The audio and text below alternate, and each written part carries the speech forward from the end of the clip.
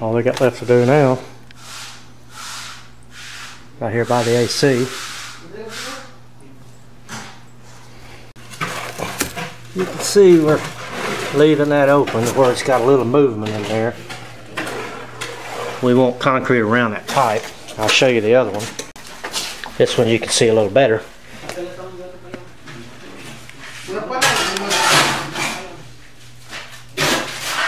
That's where we got that sand in there around that pipe. So we got a little movement. So let the house move around all it wants now. Got this all covered up.